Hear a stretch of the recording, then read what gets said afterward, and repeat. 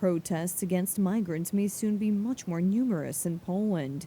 More German media are recalling the favor of Polish Prime Minister Donald Tusk's government, which agreed to the Migration Pact. Parliamentary Committee on Administration and Internal Affairs, Deputy Minister Maciej Duszczyk referred to the implementation of the Migration Pact. Of course, the pact is in force, and this is obvious because there is a time written in there, June 26, 2026, when it should become operational. In a flurry of candor, the minister admitted what TV Republica has been warning about for a long time and what key civic platform politicians have been silent about. The Migration Pact was adopted by the Civic Coalition, so Poland will have to accept illegal immigrants.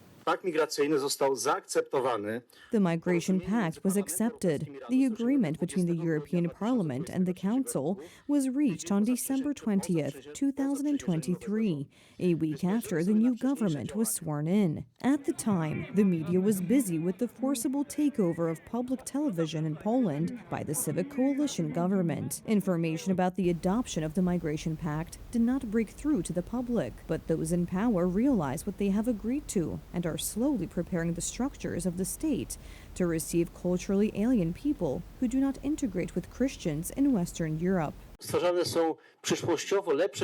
Better legal, social, economic, protective conditions are being created for the future migrants in terms of access to the labor market, healthcare, social assistance, psychological assistance, language learning.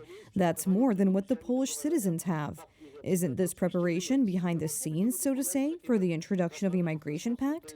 Of course it is. An example of such actions is the preparation of 49 centers for the integration of foreigners, which in the future may serve illegal migrants sent to Poland under the pact.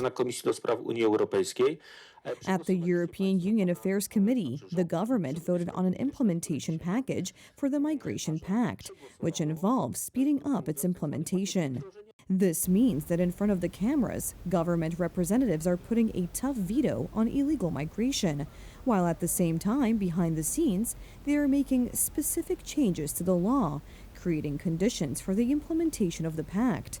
It is migration that is to be the focus of EU policy this year, as Ursula von der Leyen admitted last week in a letter to EU leaders. The European Commission regards this as its key priority, the implementation of the pact, and stresses that achieving readiness requires maintaining the current pace of work on building a robust migration management system.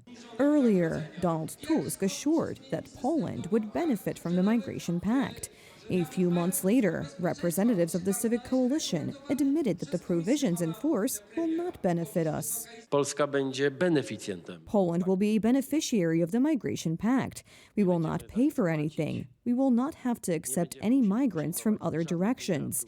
The European Union will not impose any migrant quotas on us. Polish people are also concerned about the growing practice of Germany sending illegal migrants to Poland. A new center has just opened in the border town of Eisenhüttenstadt, from which foreigners are to be transferred to us. Nevertheless, the Polish government sees no reason for concern. Eisenhüttenstadt to centrum funkcjonuje od lat. The Eisenhüttenstadt Center has been operating for years, and what they will do there is of no interest to me personally at all, as Deputy Minister of the Ministry of Interior and Administration. Such dismissive statements made to reassure the Polish public will continue until the presidential election, according to the opposition. Unfortunately, today Donald Tusk and the Civic Coalition can say anything. They have already deceived the Polish people more than once. They have deceived the public when it comes to the 100 specific promises they have made. And they have deceived on other issues and will continue to deceive until the presidential elections on May 18th, perhaps until even June 1st. According to Law and Justice, after these dates, the Civic Coalition will fully start implementing the EU migration policy, which is unfavorable to Poland.